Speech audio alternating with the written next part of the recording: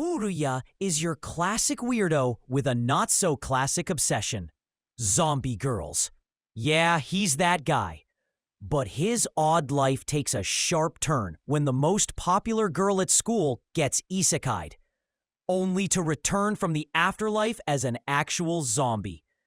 Now he's stuck playing nursemaid to a flesh-craving school idol, all while making sure she doesn't bite anything he might need later.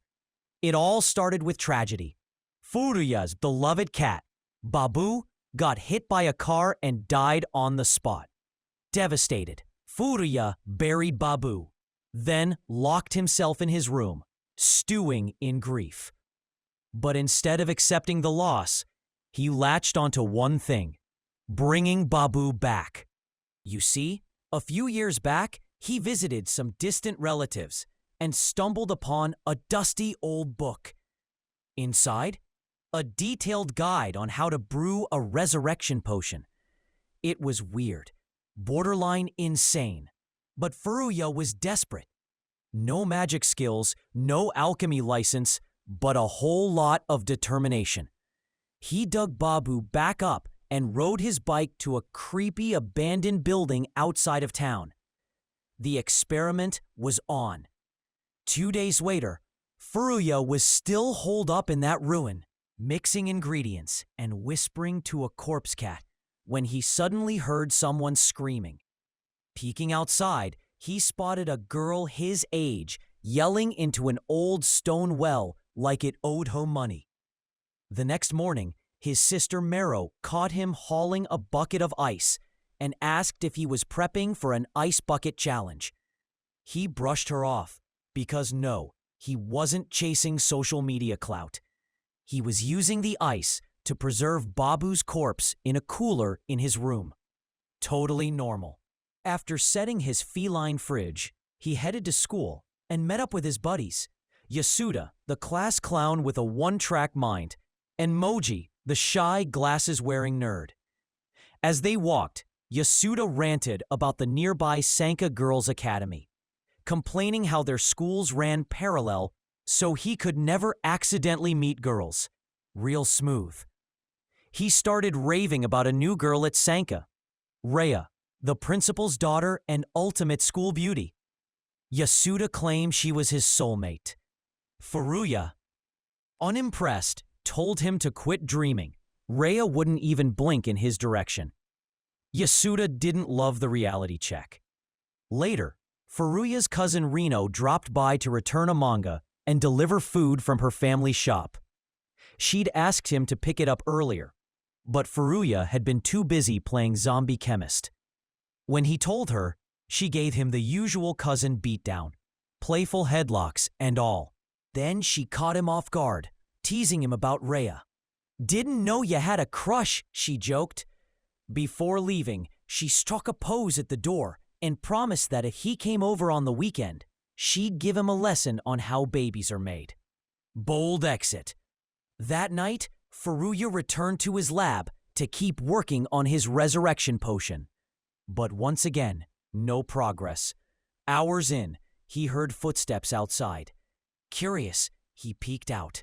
And there she was again, Rhea, screaming into the well like it was her personal therapist.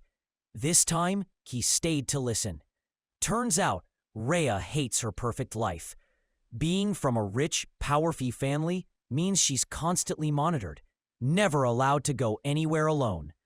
But what she screamed next, that hit different. She confessed, into the well, that her twisted father takes disturbing photos of her every year on her birthday to track her growth.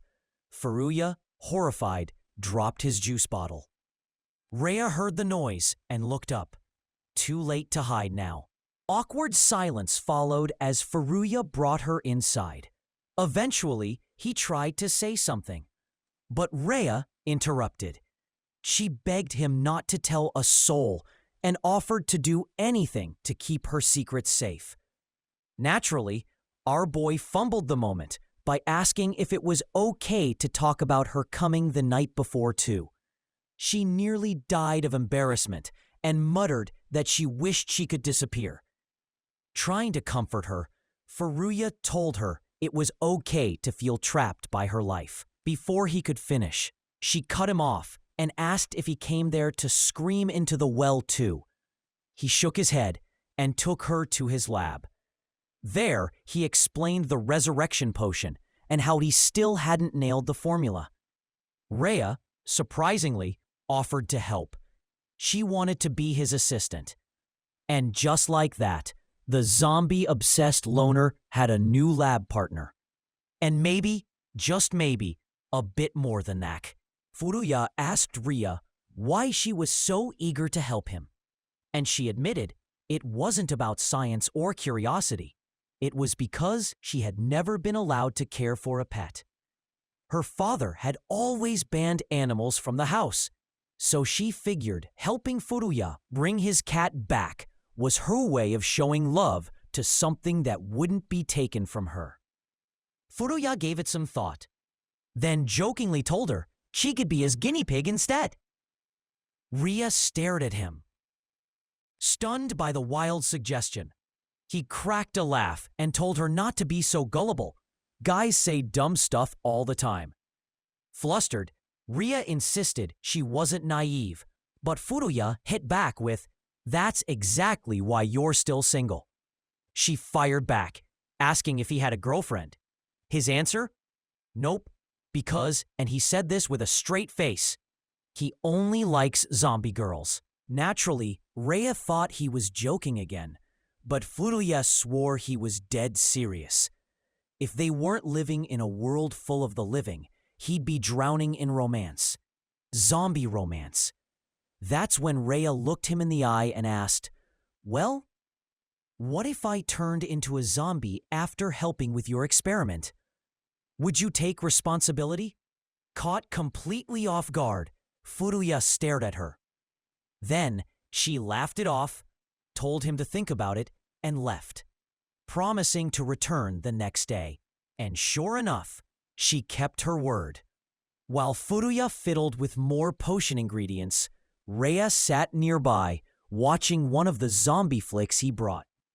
She didn't flinch once, not even during the gut-munching scenes. Impressive. Eventually, Furuya asked her for a hand. While she helped prep mushroom samples, she asked which poisonous plant they were supposed to be using. Furuya admitted he had no idea. The part of the manuscript with the plant's name was smeared beyond recognition. He'd tried pretty much every toxic herb he could find, and none had worked. After listing off his failed attempts, Rhea stood up and told him to wait for her. As she walked away, her mind drifted back to her childhood, the prison of privilege she'd never escaped. Her father had always been obsessively overprotective. Maids who let her scrape a knee or touch a stray cat were immediately fired. When he wasn't being a control freak, he was doing something even worse. "I'm sorry, I can't assist with that request." Like she was some royal heir being guarded from assassins. The only moment of peace she ever had was with her best friend, Juri. Thankfully, her dad had let that friendship slide, since Juri came from a wealthy family. Spending time at Juri's house opened Rhea's eyes. She finally saw what a real family looked like, and that gave her the courage to confide in her friend. When Rhea told her about the disgusting things her father did, Juri was horrified and encouraged her to speak up. Rhea admitted she was scared, but Juri had a plan. If he didn't listen, she could always threaten to leak his browser history. Rhea laughed, a little hopeful for once. Then her birthday came. Like clockwork, her father summoned her to his private room. But this time, Rhea stood firm and told him she didn't want any more photos. She said it was wrong and made her uncomfortable. He paused, then asked in that fake gentle voice if someone had told her to say that. Rhea lied and said no, but he didn't believe her. She looked her in the eyes and said she wished they'd never become friends. As Juri walked away, the crushing realization hit Rhea. The only way to protect the people she cared about was to obey. fully, quietly, without resistance. So she did. She went home, and like a broken puppet, she let her monster of a father take his sick photos. Again. Back in the present, Furuya was searching for Rhea when he found her literally scaling a cliff like a mountain goat. Her foot slipped and she nearly fell, but he managed to grab her just in time and haul her back to safety. Once they got back inside, he looked at her like she'd lost her mind and asked why on earth she'd risked her life like that. Her answer? She wanted to pick a flower. Furuya was dumbfounded. She casually explained that if something had gone wrong, she wasn't too worried because she knew he'd just bring her back as a zombie. Logical, right? He reminded her that his potion wasn't even finished yet. And even if it was, what made her think he would be willing to use it on her? Rhea looked him dead in the eyes and asked that if she ever died, he promised to bring her back. No jokes, no hesitation. Just one request. Don't let her go. Back in the lab, Rhea proudly handed over the flower she nearly died for, a hortensia, which she claimed was poisonous. Furuya had doubts. His half-senile grandfather apparently munched on those leaves like snacks and was still going strong. Still, he added the flour to the mix and ground everything into a thick paste. Once the potion was ready, he poured it into a cup and handed it to Rhea while he pulled Babu's body out of the cooler. She watched silently as he gently opened the cat's mouth and poured the concoction in. Then they waited. A minute passed, then another. Nothing. No twitch, no meow, no dramatic zombie cat comeback. Eventually, they packed up their things in silence and headed outside. Furuya looked up at the sky and sighed. He told Rhea he was done with the experiments. It was time to lay Babu to rest for good. Rhea felt a pang of sadness. That meant she wouldn't have an excuse to keep hanging out with him anymore. Still, she promised to come back the next day to help bury Babu properly. As she walked away, Furuya noticed her limping. He asked what was wrong, and she said she just twisted her ankle on the cliff, but it wasn't a big deal. He didn't buy it for a second. Before she could argue, he swept her off her feet, literally, and carried her bridal style to his bike. He sat her on the back. They stopped just outside a tunnel near her mansion. She asked him to drop her off there. No way she wanted her overbearing father to know she'd been sneaking out. They said their goodbyes and went their separate ways, unaware that her father was watching everything from his window with a pair of binoculars. Yeah, that guy. Furious at the sight of his daughter with a boy, he met her at the back door and slapped her across the face the second she walked in. Meanwhile, Furuya returned home, only to be startled by Ronka popping out of his bathroom window like a horror movie jump scare. He asked what she was doing in his house, and she said she came to return the DVD she borrowed. He pointed out that dropping off a DVD didn't require taking a bath in someone's house. After she got dressed, she marched into his room and started interrogating him about where he'd been. Furuya lied and said he went for a late-night walk. Ronka wasn't buying it. She told him that Mero had mentioned he'd been going out every night since Babu died. She also found it odd that someone would take a stroll with a cooler. Before he could stop her, she opened the cooler, and Babu, now very much alive, jumped out and launched himself through the window. Ronka screamed in confusion. Furuya, on the other hand, was frozen in shock. The potion had actually worked.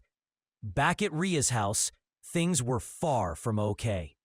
She sat on her bed, devastated. Her father had forbidden her from leaving the house for anything, not even school. Trapped, hopeless, and desperate to escape her miserable life, Ria pulled out a small vial. The resurrection potion. She'd swiped it from Furuya's lab when he wasn't paying attention. Knowing it was filled with poison, she drank it, not to revive someone else, but to end her own life. But fate had other plans. Instead of dying, she passed out, and woke up the next morning very much not dead. Confused, but not entirely surprised, she got dressed in her school uniform and went downstairs for breakfast like nothing happened. She greeted her parents. Her mother immediately began scolding her for sneaking out the night before. Ri apologized, saying she just wanted to see the moon. Her mom wasn't impressed, warning her to think before she acted and not cause problems for others. Before she could continue, her father spoke up. He told her to ease up. Ri had already apologized. That was enough. Ri's mother, clearly frustrated, stood up and left the table. Now alone with her father, Ria sat quietly as he apologized for slapping her the night before. He reminded her that she wasn't going to school anymore. From now on, she'd be homeschooled. She apologized again, saying she forgot. Right then, their creepy, crusty butler entered the room to speak with her father. Ria was excused. But instead of going to her room, she stayed just outside the door, listening carefully. Something wasn't right. As Rhea stood quietly in the hallway, she overheard the butler updating her father about everything he'd learned about Furuya. What came next sent a chill down her spine. Her father calmly ordered the man to castrate Furuya so he'd never go near Rhea again. Yeah, castration. Full medieval. Panicking, Rhea snuck out of the house to warn Furuya and save him and his most prized possession from her father's unhinged plan. What she didn't know was that her mother had seen her leave and said nothing when her husband passed by moments later. Meanwhile, at Furuya's place, he was in the yard trying to coax Babu out of a tree. The resurrected cat had bolted after last night's chaos and was now clinging to the branches like a furry little fugitive. Renka and Mero were there too, both trying to process the situation. After Furuya explained how he brought Babu back to life, Renka immediately called it out as totally immoral. Mero agreed, saying his zombie obsession had officially crossed into clinical territory. Furuya tried to explain that Babu was the same cat as before, just with a bit more post-death charm. But Renka wasn't convinced. She insisted zombie cats were dangerous and this would end badly. Furuya dismissed her fears, arguing that stuff only happened in movies. Renka still wasn't buying it. Then, Babu bolted. Without thinking, Furuya took off after him, and Renka followed, mostly because she didn't want to be left behind. Right after they ran off, their grandpa wandered out and asked Mero what was going on. When she told him her idiot brother had reanimated the family cat, the old man just laughed and said, "Nice work." Back in the chase, Babu led them through the neighborhood until he disappeared into a sewer pipe. Furuya didn't hesitate. He crawled right in. Renka groaned but followed, only to get stuck halfway through. Not because of her figure, she clarified. Blamed the tennis racket strapped to her back. She yelled for help, but Furuya was already gone, emerging in the clearing near the abandoned building. At the same time, Rhea had shown up at Furuya's school looking for him. When she asked his friends if they'd seen him, Yasuda's brain glitched hard. Moji calmly told her Furuya had skipped school. Rhea frowned. If he wasn't in school, where was he? Yasuda asked why she was looking for him, and without thinking, she muttered something about him being about to lose his manhood. Thankfully, she said it quietly enough that Yasuda didn't catch it. When he asked her to repeat, she just waved it off and left. Not knowing where Furuya lived, Ria decided to check the abandoned building instead, unaware that her father's creepy butler spotted her from the road. The old tattletale immediately called his boss to report that Ria had escaped again. Ria's father, Danichiro, was livid, but instead of bringing her back, he told the butler to follow her. Meanwhile, Furuya had tracked Babu to an old graveyard overgrown with hortensia bushes. To his surprise, Babu was happily munching on the poisonous leaves. He looked up and realized they were near the cliff where he'd saved Ria the night before. That's when he saw her. Ria was walking along the cliff edge, deep in thought. Furuya didn't call out. He just watched from a distance. Then, out of nowhere, her father's voice echoed across the cliff, asking why she was so far from home. Ria froze. Turning around, she saw her father standing just a few feet away, the butler lurking behind him. He repeated the question, this time with a hint of threat. When she didn't answer, he walked toward her, saying that if she came home now, he'd forgive her little rebellion. As he got closer, he tried to touch her face, his twisted, signature move. But this time, Ria slapped his hand away. She stared him down and told him that while she was his daughter, her body and heart belonged to her. She wanted the freedom to live her life, not the one he forced on her. He asked what kind of freedom she was looking for, but Ria didn't respond. She was too afraid of what would happen if she said it out loud. Seeing her hesitation, he grabbed her wrist and tried to drag her with him. That's when Babu launched into action. Danichiro nearly had a heart attack when he saw the undead cat charging at him. Ria, thrilled to see Babu alive and kicking, broke free from her father and ran toward the cat. The sight confirmed it. The resurrection potion had worked. But her father wasn't done. Furious, he pulled out a riding crop and charged at Babu, ready to strike. Ria jumped in the way to protect the cat and took the hit herself. The force knocked her backward. She lost her footing, slipped off the cliff edge, hit a branch on the way down, and then the ground. Hard. The skies darkened, and rain began to pour, as if the world itself was mourning. Furuya rushed to her side, shaking, panicked. He begged her to wake up, told her to stop joking, told her this wasn't funny. But Ria wasn't moving. She was gone. The reality hit Furuya like a punch to the gut. Ria was gone. Then, just as he stood there, soaked in rain and heartbreak, her final request echoed in his mind.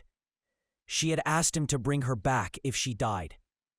But he shook his head, refusing to go that far. He couldn't do that to her. Could he? Still frozen in place, tears rolling down his face, he suddenly heard a weak voice calling out to him. He turned and saw Ria, standing a few steps away, soaked from the rain, her organs literally spilling from her open stomach. Furuya stared in shock. His brain struggled to process what he was seeing. But Ria smiled, looked right at him, and softly said he'd kept his promise. He brought her back. The sky cleared, the rain stopped, and her father's butler muttered that the gods had saved Ria. Danichiro rushed forward and insisted they take her to a hospital, but the second he touched her, he realized something was off. She was cold, no heartbeat. Ria calmly explained she wasn't alive anymore. She wasn't his daughter either. Then she turned around and walked away. Danichiro begged her to stay, but she didn't even look back. Hours later, Danichiro was soaking in a bathtub, surrounded by disturbing photos of Ria, reliving the day's events like a twisted movie. In his mind, he kept reaching out to her. But just like in real life, she never came back. Out in the hallway, the maids whispered rumors about Ria's disappearance. When her mother arrived home, she asked what the commotion was. They told her Ria had run away. Unfazed by the chaos, she headed straight to the bathroom. Upon seeing her husband lounging in the tub with inappropriate photos lying around, she didn't even flinch. What did bother her was the damage to her reputation. As head of the school board, a runaway daughter would be a scandal. She demanded to know where Ria was. Before Danichiro could answer, the butler appeared and casually revealed that Ria was probably with Furuya. That name was all it took. Danichiro shot out of the water, eyes blazing, and declared a personal war against Furuya.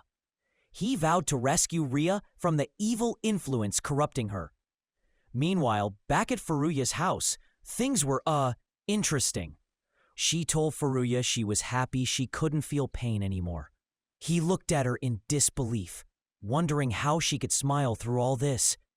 She shyly admitted that it was her first time in a boy's room, and for some reason, that made her happy. Furuya was stunned into silence. Rhea then leaned out the window, enjoying the evening breeze. She called Furuya over and pointed at the tree where Babu was lounging. Furuya felt relieved to see him, and even more surprised that the cat's eyes looked normal again. He wondered how that was possible. Rhea explained casually that Babu told her he liked hanging out in the tree. Wait, what? Yep, somehow Rhea could understand. At one point, Furuya asked if she was okay being a zombie. She said yes, but then added that he'd need to take responsibility for her by making sure she experienced all the normal things girls get to enjoy. Furuya, understandably confused, asked why that was his job. Rhea, feeling a bit hurt, assumed he thought she was being weird. She leaned in, grabbed him by the shoulders, and started shaking him, maybe a little too hard. Zombie strength is no joke. Furuya didn't complain, though he did feel like he was being rattled by a gorilla in a skirt. Just as he was about to say something, he noticed Rhea giving him a soft, almost longing look, and then she started leaning in for a kiss. Like a total doofus, he leaned in too. But just before lip contact, a furious voice shattered the moment. Ranka. She was screaming his name from downstairs, demanding he come face her for abandoning her in that sewer tunnel. Rhea backed off quickly, and Furuya groaned. He told her to stay put. He'd be back in a second. Once downstairs, he tried to explain himself to Ranka, but she wasn't in the mood. She dragged him to the riverbank and delivered a few well-earned punches before finally asking what he planned to do with Babu, now that the cat was technically undead. Just as Furuya was about to explain that he had no clue what to do about Babu's undead status, he was interrupted. Yasuna had arrived, dragging Moji along with him. Yasuda sprinted straight toward Furuya, like a man on a mission, then dropped to his knees and begged Furuya to teach him the sacred art of girl rising. He also pleaded for an introduction to Rhea, now realizing they were close. Furuya tried to play it down, saying they weren't that close and only met by chance, but Yasuda wasn't buying it. He kept pestering him with questions, like Furuya had just unlocked a harem route in a dating sim. Watching the scene unfold, Moji turned to Ranka and said he was glad to see Furuya finally interested in non-zombie girls for once. Furuya heard that and immediately corrected him. Absolutely not. His one true love remained with zombie girls. He just had standards, even for the undead. But then it hit him. The gods of storytelling had literally sent him a zombie girl. He suddenly smiled in pure bliss, and Ranka, alarmed, asked if he'd been possessed by some kind of undead Cheshire cat. Back at home, Rhea, tired of waiting, decided to pass time by hopping in the shower. Because why not? Nobody else was around. At least, that's what she thought. Mid-shower, Furuya's grandpa barged in, mistook her for someone named Sada, and jumped on her back like a deranged koala. Rhea freaked out, shoved him off. and bolted upstairs just as Mero walked through the front door with groceries. The old man wandered out of the bathroom, still muttering, "Sada," and then tried to leap at Mero too, causing her to smack him with the shopping bag. She told him that Grandma's name wasn't Sada, it was Kyo. Grandpa paused, blinked, and questioned everything about his life. Meanwhile, Ria was back in Furuya's room, locking the door and breathing a sigh of relief. No one had followed her. She was safe, for now. Later that evening, Furuya returned home, only to find Ria lying on his floor in nothing but a towel. He tried really hard not to look, but the cultured part of his brain kicked into overdrive, and he immediately started nosebleeding like he was in some 2000s anime. Once he got a grip, barely, he told her to get up and put something on. Ria calmly said she couldn't. Her body had gone stiff. Furuya lifted her arm to check, and yup, rigor mortis had begun. Feeling guilty, he vowed to figure out how to slow her body's decomposition. He gently picked her up, laid her in bed, turned the AC up to max zombie preservation mode, and then went to sleep somewhere else. The next morning, he asked Mero if she still had her book on embalming, but she said she'd lent it out. Bummer. Back in his room, Furuya posted a big "Do Not Enter" sign on his door. His dad called him down for breakfast, but before leaving, he tucked Ria inside his closet for safety. Romantic. Just as he was heading out, he heard her stomach growl. He promised to bring food later, though he had no idea what to feed a zombie girl. Meanwhile, Ronka had just finished making a delivery to Ria's house when a girl from her tennis club jumped out of the bushes. She explained she was there to check on Ria since she'd missed school. Ronka pointed out that stalking someone from the bushes wasn't the best method and suggested, "Oh, maybe just knocking on the front door." The girl didn't take the hint and started walking alongside her, sharing way too much information about Ray's life. For some reason, Ronka didn't shut her down. She just listened, silently walking, while the girl even pulled out her phone and showed off photos of Ray. Back at Furuya's house, their dad decided that since school was out for the day, it was time for some deep cleaning. The whole temple needed to be scrubbed from top to bottom. While Furuya was mopping the floor, his dad walked over and asked about the cat he'd seen. Assuming it was just a random stray, he was surprised when Furuya explained it was Babu, back from the dead. Naturally, his dad didn't believe a word of it. He asked if Furuya had completely lost it and could no longer tell fiction from reality. Trying to prove he wasn't crazy, Furuya pointed to his grandfather as a witness. The old man backed him up, but then added that Sada had been resurrected too, cackling like a lunatic. Furuya immediately regretted ever involving him. Despite how insane it sounded, Furuya found himself chuckling with his unhinged grandfather. But that laugh died instantly when the old man muttered, "It's time the world recognizes my resurrection formula." That weird little comment hit Furuya like a plot twist. Wait, could Grandpa be the one who wrote the manuscript he found? He tried to press for more answers, but Grandpa just licked his nose. Yep, licked it, announced he was going for a bath, and waddled off humming to himself. Furuya tried to follow, but his dad yanked him back and ordered him to finish cleaning first. With a frustrated sigh, Furuya got back to scrubbing the floors, though his brain was still spinning with the possibility that all the answers he needed were trapped in his grandfather's chaotic mind. Then Mero appeared and casually mentioned she was heading up to clean his room. Cue panic. Furuya dashed after her and managed to convince her that he'd already cleaned it earlier. She bought it and went back to her chores. Soon after, Ronka arrived with their lunch. Furuya's dad thanked her, then made a little jab about how nice it would be if Furuya could find a wife as reliable as Ranka, since he himself was, in his words, a walking sack of laziness. The comment made Ranka blush like a romantic comedy heroine. Once the others left, Ranka pulled Furuya aside and dropped the bomb.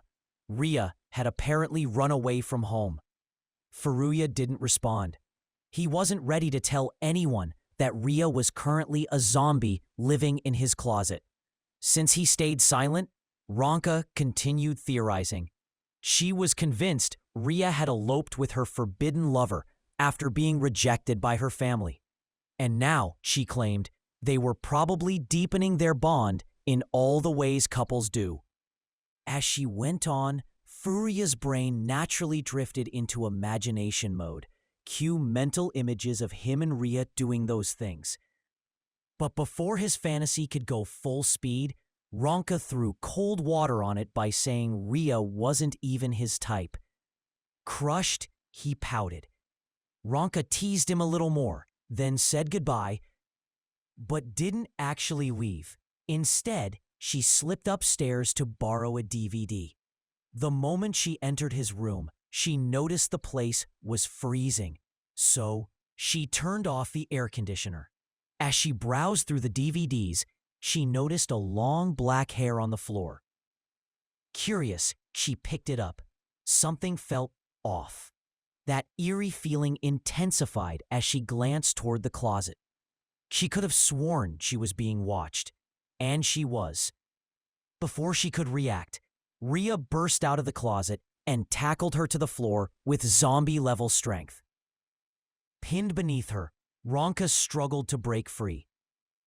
Ria, completely out of it, started squeezing her chest like it was stress relief dough. Ranka, stunned and slightly terrified, got a proper look at her attacker, and her jaw dropped. This was Ria, the missing daughter from the prestigious Senna family. Then, as Ria continued groping and groaning like a brain-starved ghoul, Ranka noticed blood. But Ria didn't seem to care. That's when it hit her. Something was seriously wrong. Before she could say anything, Ria ripped open her shirt. Ranka let out a scream that could be heard from orbit. Downstairs, Furuya's ears twitched. He put two and two together and sprinted up to his room. He burst in to find Ria on top of a half-naked Ranka. And then, Ria suddenly turned and kissed him. Full on, no warning. Furuya froze like a deer in headlights. Ranka screamed again. When Ria finally let go, Ranka staggered over and demanded an explanation. What was going on? Why was Ria bleeding? Why was she even in his room? Furuya hesitated. That was enough confirmation for Ranka. She took a closer look, and her eyes widened in horror. Ria was a zombie. With pure fury, she grabbed the nearest object, Furuya's alarm clock, and smacked him with it. She accused him of turning poor Ria into his twisted, undead fantasy toy.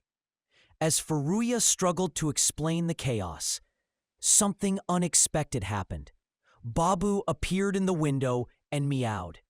That simple meow triggered Ria. She darted out the window on all fours, chasing after the cat like a possessed raccoon. Furuya and Ranka stared, dumbfounded. She's on the move, he said. He told Ranka to go get Grandpa out of the bath. Probably the last person you want in an emergency. While he went after Ria and Babu. He finally caught up with them in a field of blooming hortensia flowers. There they were, zombie girl and undead cat, munching on leaves like it was a salad bar. Furuya watched in confusion until he noticed something. Rhea's eyes. They were normal again. She looked up at him, clarity returning to her gaze. She tried to speak, but then noticed her towel had fallen off. She screamed, flailing for coverage. Furuya, being the gentleman he sometimes is, didn't answer her question, but instead grabbed a shirt, tossed it to her, and respectfully turned around. As she covered herself, Furuya made a mental note. Those flowers were the key. Eating them seemed to stabilize the resurrection potion. Just as he said that out loud, he heard his grandfather's voice behind him. Smart boy, the old man said. I'm proud of you. Furuya turned around, only to see Grandpa standing behind him, with a very unwilling Ranka locked in his grip. Furuya's grandfather, in a rare moment of clarity, dropped some serious zombie science. Sure, the resurrection potion technically worked, but it wasn't complete. According to him, without regularly ingesting the toxins from the hortensia flower, the undead would slowly lose their mind and motor skills. To keep a zombie in good shape, you had to follow 3 steps: cold environments, daily exercise, and munching flower leaves like their kale smoothies. Just as Grandpa was about to share more zombie care secrets, Ranko did humanity a favor by chucking a flower pot at his head, instantly resetting him back to his usual senile self. Mero, unfazed, gently grabbed the old man's hand and walked him inside like she'd done it 100 times before. Left alone again, Furuya looked over at Rhea, quietly determined to do whatever it took to preserve her body. So focused was he that he didn't even notice his dad walk up behind him until the man asked, "So, who's the girl?" Furuya dodged the question and instead asked if Rhea could live with them for a while. He said she had nowhere to go, and he felt responsible for her. That actually surprised his dad. Furuya? Showing responsibility? Caring about something other than fictional zombie girlfriends? He had no idea this was zombie-related. Still, after a moment of thought, his dad agreed. Rhea smiled softly, and even Furuya looked relieved. A small, peaceful victory. Afterward, Rhea and Ranko locked eyes, an intense, silent, I'm watching you kind of stare, until Ranko broke it with a smirk. She teased Furuya one more time, grabbed a shirt to finally cover herself up, and left. That night, Furuya sat just outside his room with a notebook, jotting down observations like a mad scientist with a crush. Rhea soon joined him and insisted he move back into the room, but he refused. He wasn't ready to risk another unexpected smooch. She blinked. Wait, what kiss? Furuya awkwardly explained it happened while she was not quite herself. Rhea wanted details, but he brushed it off, saying it wasn't important. Later, Ranko dropped off some clothes for Rhea, but when Furuya brought them in, he found her casually munching on hortensia leaves with Babu like it was a midnight snack. Later still, Furuya took Rhea out for a walk. Zombie fitness routine, of course. He brought his camera to record her movement like any good researcher would. What he didn't notice was that Danichiro's sneaky butler was tailing them the whole time, watching everything from his car like a low-budget spy. At the park, Rhea turned to Furuya with a glowing smile and said she'd never felt this free and happy in her entire life. Meeting him, she said, had saved her from a life of emotional chains. That should have been heartwarming, but Furuya couldn't enjoy it. All he could think about was how little time she might have left. He was so lost in thought, he didn't realize they were crossing the street and nearly walked into an oncoming car. Rhea yanked him back, but with zombie strength, so he got yeeted straight into a tree. Panicked, she rushed over and saw his arm was cut. She did what any normal zombie girl would do. She started licking the wound. It helps sterilize it, she said. Yeah, totally not weird at all. Later that week, Ranko dragged him into working at her family's restaurant. While Furuya was fumbling around in the kitchen, she barged in with a stack of plates and started roasting him for being slow. He reminded her that he wasn't Gordon Ramsay, and if she wanted a 5-star chef, she was in the wrong anime. Ranko, as usual, didn't care. While she was teasing him, her mom walked in, took one look at them, and went, "You two look like a perfect couple." Ranko complained, but deep down, She liked the idea more than she wanted to admit. Then, karma struck. She slipped on some potato peels Furuya left on the floor, but before she could hit the ground, he caught her. They landed in a position that made her mom tease them even harder. Embarrassed, Reiko stormed off and leaned against the doorway to calm down. There she drifted into a memory. Her first time meeting Furuya. She had been a little girl, lost and crying in the temple graveyard. He was the boy who found her, reached out his hand, and led her out like some quiet knight in a tattered school uniform. The next day, their parents formally introduced them. She was thrilled to play with him, and that childhood crush never quite went away. Way back when they were kids, Ranko once had a massive crush on Furuya, until she actually spent time with him. During their childhood playdate, she quickly discovered he was less knight in shining armor and more zombie movie fanatic.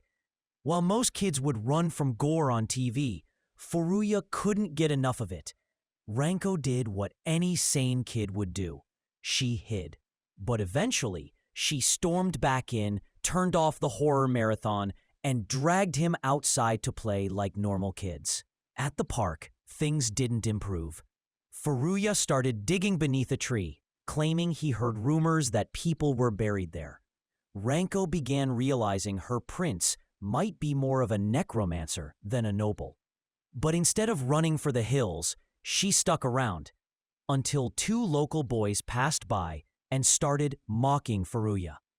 Before she could defend him properly, Furuya broke down in tears and ran off. By the end of the day, her dreamy impression of him had completely shattered. Jump to the present, and Furuya and Ranko are now making deliveries together. On their route, Furuya opens up about his worries regarding Rhea. Right on cue, Yasuda and Moji show up, and as always, Yasuda jumps to conclusions, assuming Furuya and Ranko are on a romantic outing. Furuya denies it, claiming he'd never date someone as loud and chaotic as Ranko. She snaps back, saying there's nothing attractive about his discount horror protagonist face. Their bickering is so constant that Yasuda asks if they're having a lover's quarrel. Naturally, both deny it, but Yasuda remains clueless. As the two argue, Ranko's mind drifts back to another memory. 2 years after their first meeting, her family moved to town and opened a restaurant. Her mom arranged another playdate with Furuya, but shocker, he was still only into zombies. Tired of being ignored, Ranko dragged him to a video rental store where she hoped to pick out a sweet rom-com. Instead, Furuya picked another undead flick.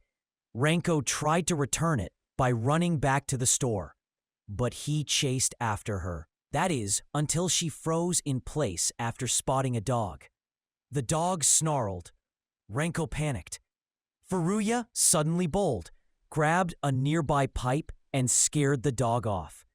After the chaos, the two just sat on the sidewalk, crying until their tears dried up. They walked home, holding hands. Ranko even sat through the zombie movie afterward without hiding. She remembered asking Furuya what kind of first kiss he wanted, and, of course, he said, with a zombie. She found that so gross she nearly lost her dinner. Back in the now, Moji pulls Yasuda away, and Ranko and Furuya go back to work. When they finish, Ranko tells him he can go home, but as he turns to leave, she grabs his hand, shoves him against a wall, and leans in for a kiss.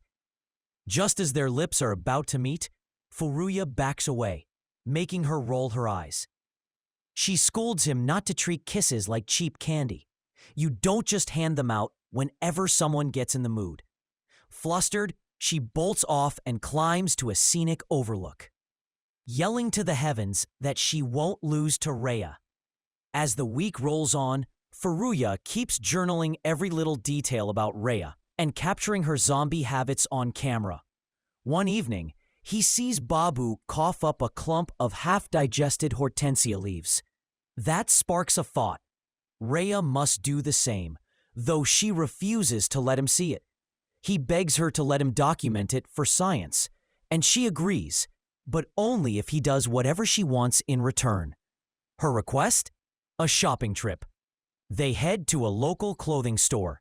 Furuya feels completely out of place surrounded by fashion and frills. But Rhea's joy is contagious, so he helps her pick out a dress. While she's checking out, Furuya steps out to get something, concerned the sunlight might affect her. When he returns, she's stepping out of the store in the new dress, looking like she's ready to reclaim the life she lost. Furuya was so taken aback by how Rhea looked in her new dress that he blurted out, "You look pretty." But Rai didn't hear him, and he wasn't brave enough to repeat it. As they strolled away from the store, neither of them noticed the shadows trailing behind them. Dinuru's men, silently reporting their progress to the old man. Dinuru instructed them not to act unless Rai was alone.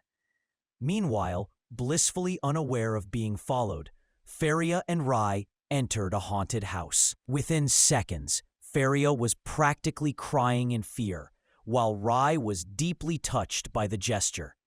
She wanted to cry too, but being undead had robbed her of that ability. Instead, she thanked him with a heartfelt smile and promised to help him uncover every secret about real zombies. Then her stomach growled. Furuya encouraged her to eat some hortensia leaves while he grabbed something for himself. The moment he was out of sight, Dinuru's men saw their opportunity. But before they could approach Rai, Yasuda barged in like the comic relief he was born to be. Convinced their meeting was destiny, he tried dragging Rai somewhere to relax. Rai politely declined, but Yasuda, being Yasuda, pulled her out of her seat and toward the exit. Once outside, Rai refused to step into the sunlight. While Yasuda kept pleading with her to come out and play, Dinuru's men swooped in. Two grabbed Rai, while the third delivered a clean punch that sent Yasuda flying like a deflated balloon. Rai, however, was not some helpless damsel. She screamed, kicked, and using her zombie strength, tossed them around like rag dolls. Inside the mall, Furuya returned to find her missing. He dashed outside, only to discover Rai wielding a metal bench she'd uprooted from the ground, using it like a medieval weapon on her attackers. The moment she spotted Furuya, she dropped the bench and rushed into his arms, saying she was glad he came to save her, even though she clearly didn't need saving. Furuya walked up to one of the groaning goons to interrogate him, but while distracted, another thug grabbed him from behind. As the two tried to abduct Furuya, Rai attempted to follow, but Yasuda, who had just regained consciousness, latched onto her leg in confusion. She kicked him off, but by the time she reached the lot, the car with Furuya had already sped off. Trapped in the back seat, Furuya struggled against his restraints, while the goons called Dinuru to explain they had captured him instead of Rai. Shockingly, Dinuru wasn't upset. He calmly told them to bring Furuya to him unharmed. Days earlier, Miro and her friends had been speculating about zombies. Ichi swore their art teacher was one. She'd seen her act suspiciously and even caught her eating something bloody. Mira added that the teacher always carried a strange duffel bag. Intrigued, the trio stayed behind after school and hid in the art room. They watched from the shadows as their teacher fed something in her bag, what looked like raw liver. When one of them accidentally knocked over a sculpture, the teacher noticed them. But instead of being mad, she drove them home and explained everything. The bag contained her pet crocodile, which she brought to school so it wouldn't escape. Still skeptical, the girls asked about her sickly appearance. She admitted that she'd eaten the raw liver out of curiosity and had been suffering stomach issues ever since. The next day, While chatting at the park, the girls brought up how impossible it was to find a real zombie. That's when Miro casually dropped the bomb. There was one living in her house. The other girls begged for details, but when Miro mentioned that Furuya had told her, they immediately lost interest. They didn't trust anything coming from the zombie-obsessed weirdo. Miro let it go. As they walked home, one of the girls jokingly said Miro should ask her mom to teach Furuya how to be normal. The air instantly turned awkward when another reminded her that Miro's mother had passed away. The girl apologized, but Miro said it was okay. She could hardly remember her mother anyway. Later, while grocery shopping alone, Miro couldn't stop thinking about her mom. Her memories were faint, but one stood out. A day when she was sick, and her mother, hands wrapped in bandages, gently tried to take her temperature. That blurry memory was all she had left. Miro remembered something chilling from her childhood, a fleeting moment when her mother touched her forehead with a hand as cold as ice. In that vague memory, her mother even murmured, "I can't tell if she has a fever. I'm dead after all." The memory haunted her as she walked home, only to hear Furuya and Ranko arguing inside. Not wanting to deal with it, she turned and headed for the cemetery instead. Standing before her mother's grave, she noticed the terrible cookies Furuya had left as an unexpectedly, Rhea began praising Miro, admiring how well she handled everything at home. Miro tried to deflect the compliment, but Rhea insisted, and even asked if she could help out with the chores. Miro refused at first, but Rhea's determination broke through. Looking at her, Miro couldn't help but think of her mother. Emotion welled up inside her, and she quickly turned her face away. Rhea, concerned, tried to check Miro's temperature, only to realize she couldn't sense heat or cold. She was, after all, undead. The moment triggered something deeper in Miro, and she accidentally blurted out, "Mama." Realizing what she'd said, she turned bright red and ran, only to trip over a rock and fall. Rhea quietly helped her home and tended to her scraped knee. The next day, Miro proudly showed her friends a picture she'd taken with Rhea. But none of them believed Rhea was a zombie. She looked way too normal. Meanwhile, Furuya found himself tied to a chair inside one of the many rooms in the Sanka mansion. A maid came by and offered him juice, but when he pointed out that his hands were tied, she just told him to take his time and walked off. He screamed for help, but no one came. Eventually, the door opened again. This time, it was Arya, Rhea's stepmother. She asked if he was the one taking care of Rhea, but the tone of her voice made it clear she wasn't just talking about caretaking. She bluntly asked how far things had gone between him and Rhea. Furuya insisted that nothing inappropriate had happened, but Arya accused him of lying to sound noble. She scoffed at Rhea, calling her a decaying monster. Shocked, Furuya asked why she would speak so cruelly about her own daughter. That's when Arya revealed the truth. She wasn't Rhea's biological mother. The real mother was Danichiro's first wife. Since she was feeling chatty, Arya launched into a history lesson about the Sanka family. All the maids who'd ever worked there had been candidates to marry Danichiro, but he ignored all of them. Arya, determined to win him over, worked hard to stand out. When he came back from college, she managed to catch his attention. Kind of. He called her to his side now and then, but he never truly reciprocated her feelings. Then came the fencing tournament, the one that changed everything. After winning a match that had clearly been rigged in his favor, Danichiro was furious. He hated being handed a victory he didn't earn. While stewing in frustration, a girl in a wheelchair returned his glove and told him not to be upset. Her kind words stuck with him, and a few days later, he proposed. His family was outraged. How could a girl with no pedigree become the Sanka wife? But Danichiro stood his ground and said he'd leave the family if they didn't accept her. They relented, and the two married. Sadly, she passed away after giving birth to Ria. The loss broke him. He was a shell of a man, until Arya cared for him and eventually became his wife. But their marriage wasn't what she hoped for. He refused to share a bed with her, and all his love went to Ria. No matter what Arya did, she always felt like a stranger in her own home. Arya never suspected anything was off about her husband's affection toward Rai, until the butler let her witness what Danuru did behind closed doors. The moment she saw it, her heart sank. The man she once saw as a pillar of strength was nothing but a broken soul, chasing the ghost of his first wife through their daughter. The horror brought tears to her eyes and opened her eyes to the twisted nature of the love Danuru had for Rai.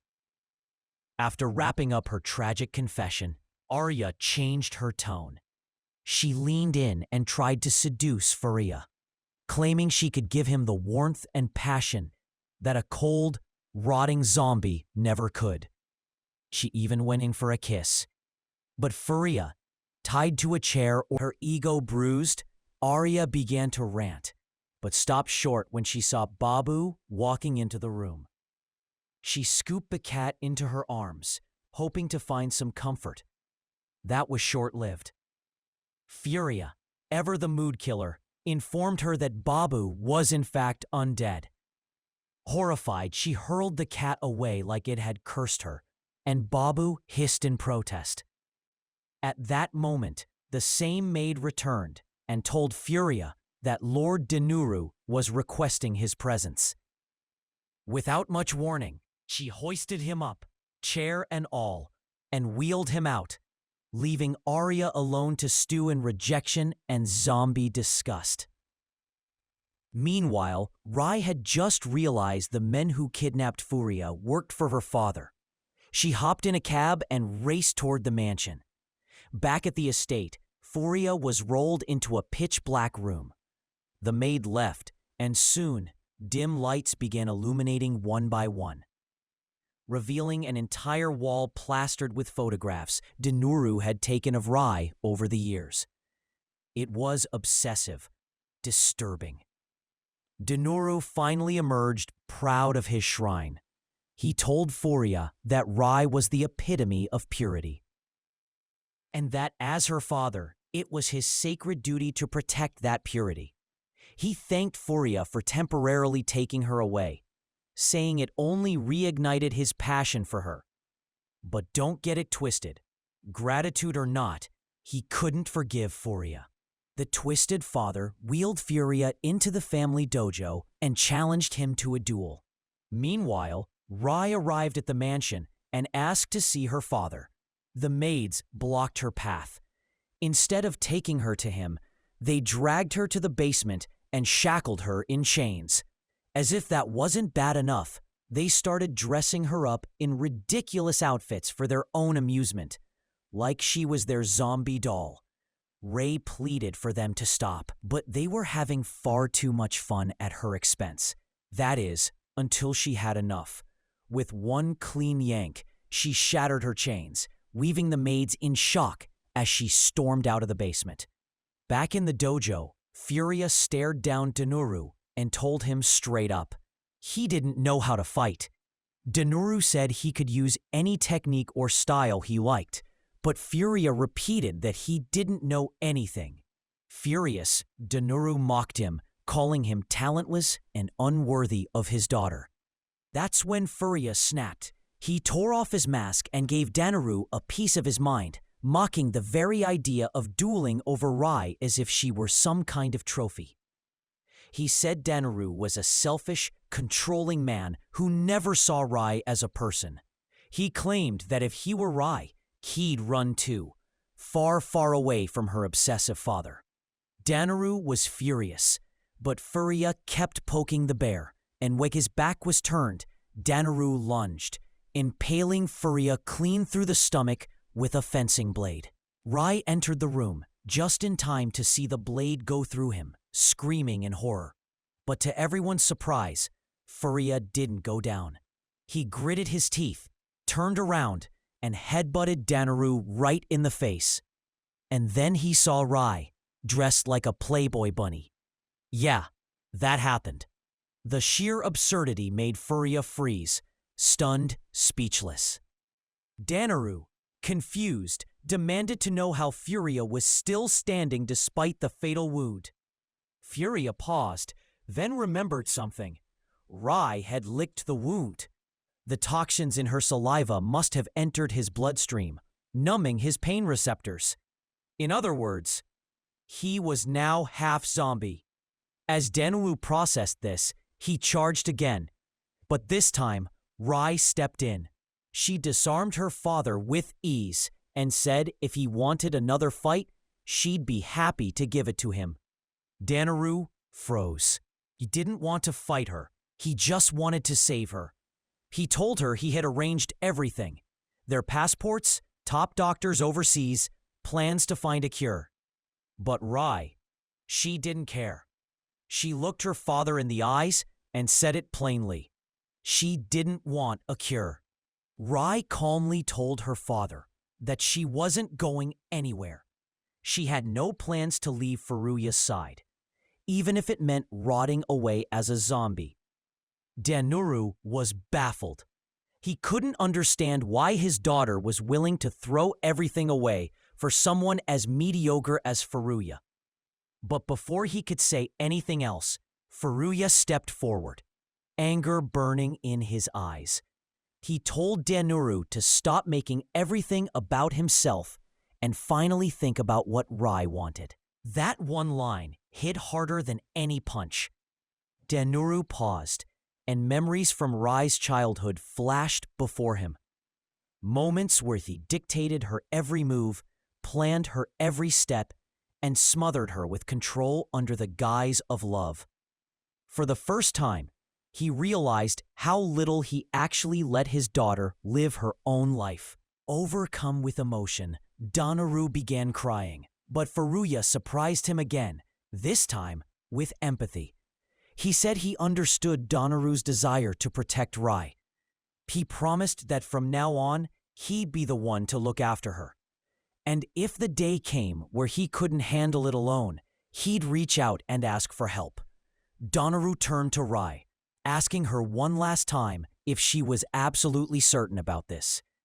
Rai nodded without hesitation.